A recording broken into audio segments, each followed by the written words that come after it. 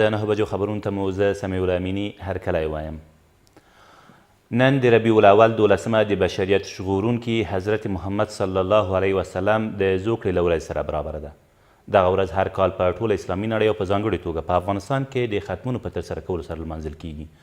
1440 کاله مخکې په عربي ټاپو کې چې خلکو یې په تیاره کې ژوند کاوه، د 501 زیږدیز کال د ربیع الاول پر 12مه د دوشنبې په شپه د عبدالله بن عبدالمطلب او بیبي آمنې په کور کې یو ماشوم وزیږید او نوم یې پرې احمد کیښود.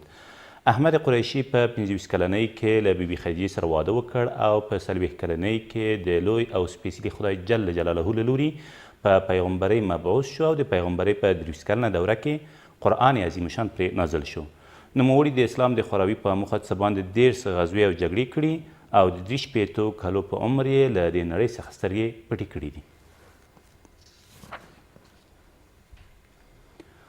د افغانستان د سولې لپاره د امریکا ځانګړي استازي ولسمشر غني ته د سیمې هیوادونو ته د خپل وروستي سفر او په قطر کې طالبانو له استازو سره د لیدنې په اړه راپور ورکړ او دغه سفر یې مثبت وارزاوه. زلمي خلیزاد همداراز وویل د سولې بین الافغاني خبرو د پیلولو لپاره به د امریکا هڅې دوام ولري او واشنګټن به د دغو خبرو په بهیر کې ممد رول ترسره کړي. نوموړي په ډاګه کړه چې امریکا د افغانستان خلکو، حکومت او قوانینو ته درناوی لري او د افغانستان راتلونکو ولسمشري ټاکنو کې چې د افغانانو په اراده ترسره کیږي هر ډول همکارۍ ته چمتو ده.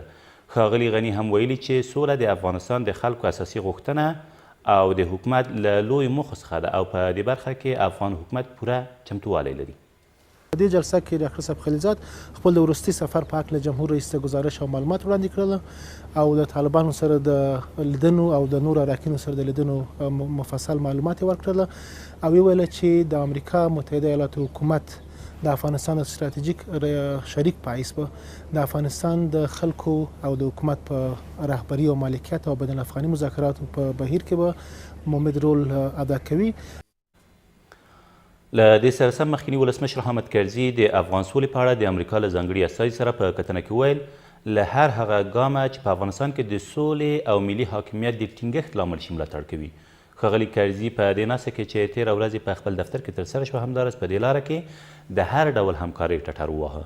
د مخکیني ولسمشر حامد کرزي د رسنیو دفتر د معلوماتو له مخې زلمي خلیزاد هم په دې کتنه کې په سولې بهیر کې د وروستیو تحولاتو په اړه ښاغلي کرزي ته معلومات ورکړي خو د دغو معلوماتو د جزئیاتو په اړه څه نه دي ویل شوي. د غور امنیتي مسؤلین وایي طالبانو د دغه ولایت په مرکز کې 3 مسافر په ډزو سره وژلي او د یوې ښځې په ګډون 3 نورې ټپیان کړي دي. د دې ولایت د امنیت آمر زیاتوي دغه کسان چې د دایکنډي ولایت اوسیدونکي دي له هراته د غور له لارې دایکنډي ته روان وو چې تېره ورځ سهار وختي د فیروزکوه ښار په برخانه سیمه کې له یادې پیښې سره مخ شوي دي. ویل کی په ټپیانو کې یوه میرمن هم شامله ده. طالبانو لا تروسه په دې اړه څه نه دي ویلي. گفت که پول بدید پیسه بدیدم پول پیسه منو پاک لخت گوشی های بیچاره استاده کرد انا خودم منو ضربه کرد ولی مودی از این لبام ضربه کرد از این لبام ضربه کرد خوشی ولی موتور سوار شد رفته کرد. فقط از زخمی ها و کشته هایی که دیروز صبحکی در مسیر راه هرات اتفاق افتاده 3 تا شهید یا جسد انتقال داده که 2 تا محسن است، یکیش جوان است، 3 تا زخمی که از زخمی ها یکیش وضعیتش کمی وخیم است، 2 تا دیگه‌اش وضعیتش خوب است.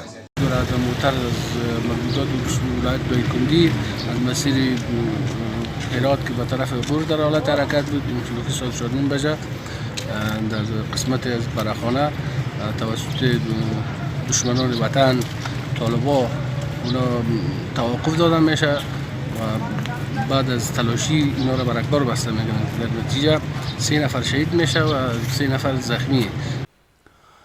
د ملي یووالي حکومت اجرایي رئیس د اروپا د اقتصادي پراختیا د همکارۍ ټولنې په لومړنۍ ناسته کې له افغانستان سره دغې ټولنې د مرستو او همکاریو د پراختیا غوښتونکی شو.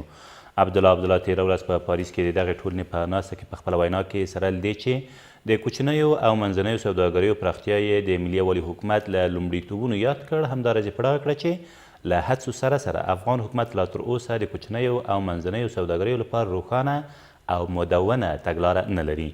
ښاغلي عبدالله همداراز فساد د ټولو پراختیایي کارونو لپاره یو لوی خنډ په ګوته کړ.